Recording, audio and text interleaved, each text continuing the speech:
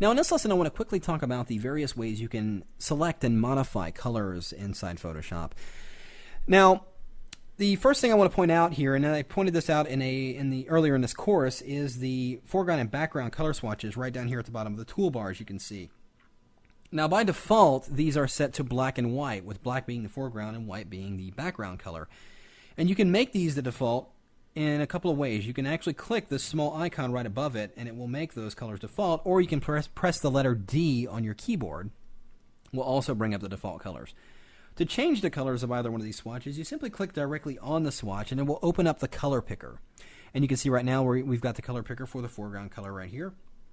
And the way you search out and find colors is you've got this giant field that represents all the various shades of this particular color. You change the color by moving this slider up and down the color bar here. So let's say, for instance, I wanted to get a green color. Well, I'd move it over to where the green area is, and I can move my mouse around.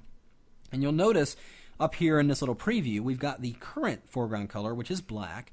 And then we've got the new color, which is one we're selecting in here. So no matter where I drag this, it'll show me what that color is right inside here.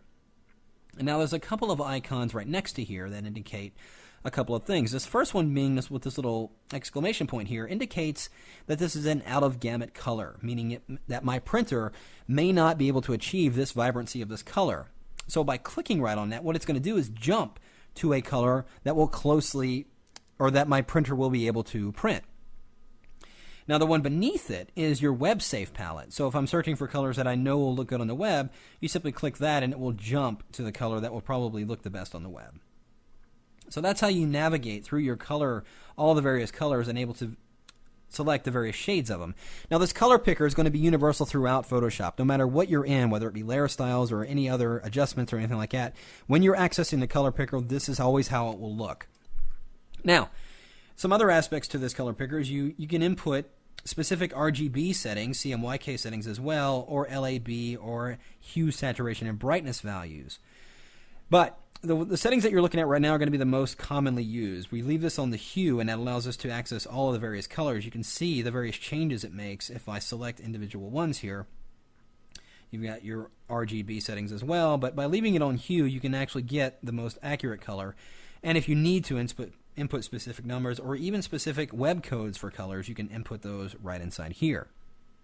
Now another aspect of the color picker is right here you've got the color libraries. If I click on that, this is where you would access your various Pantone libraries. If you have very specific Pantone codes for stuff you're printing, here's where you would access that. And you can scroll through and find the various codes, or if you know a specific code, you can simply input it by inputting the number and it will jump right to that. Then you would simply go back to, or click OK, and you can see that that color now is residing in your foreground swatch.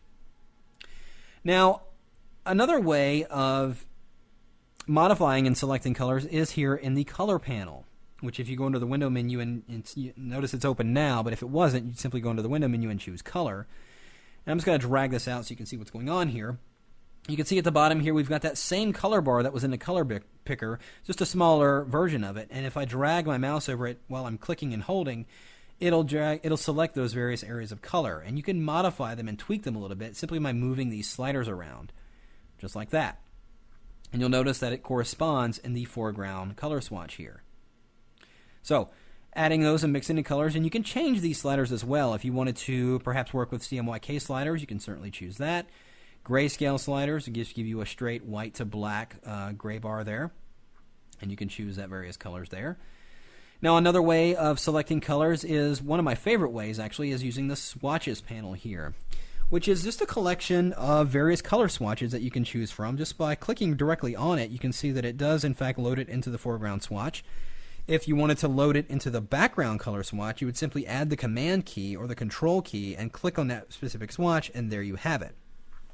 Now these swatches are built into Photoshop and they're the default set, but if you found that you wanted to save specific colors to the swatches panel, you can do that in a number of ways. Like for instance, if I have this color panel open, if I've mixed up a color, let's say I've got my RGB sliders and all this is looking good, I can take that and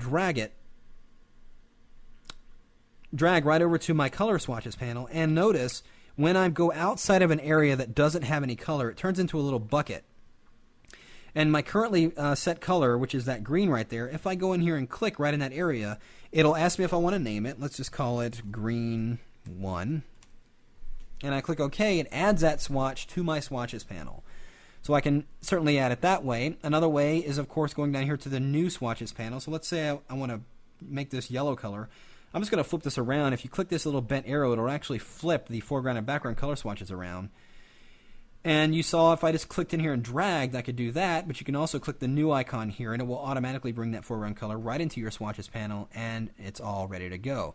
The beauty is, if it's a specific color, when you are always working in Photoshop, it will always have these colors available. And if you've generated a set of colors, you can certainly go in here and go to Save Swatches and save these out as a color set that you can load into another machine, pass them off to another user, and other things like that. Now, another way of selecting colors is by using the eyedropper tool in sampling colors. Now over here, I'm going to jump over and show you this image here, and let's say I've got a number of colors. I'm going to go ahead and set my workspace back to the default.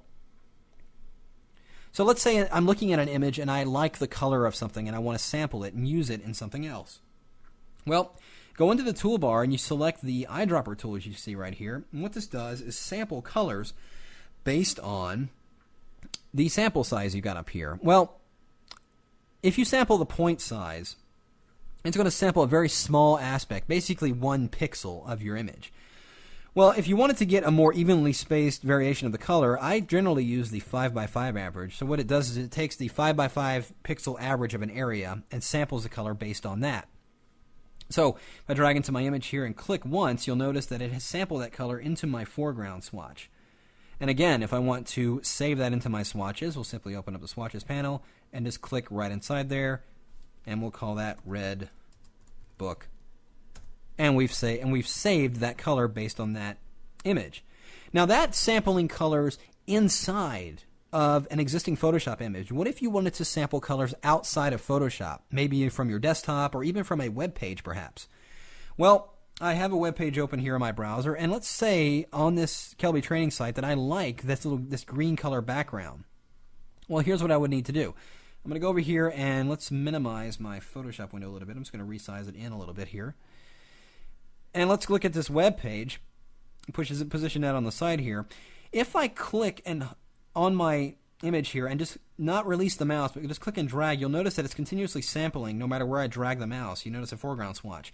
If you keep your mouse click and hold and drag outside the document, you'll notice that we go into the browser and it's sampling all those colors inside the browser. So we're sampling that green area, and when I release, now Photoshop has that color sampled, and we can now save that in our swatches panel as a color that we saved from outside of Photoshop. So that's the various ways to access and save colors inside of Photoshop. So I encourage you to practice and go in there and just play with the various color pickers and things and see what kind of mixtures you can come up with, and just get used to where all these settings are when it comes to selecting colors inside Photoshop.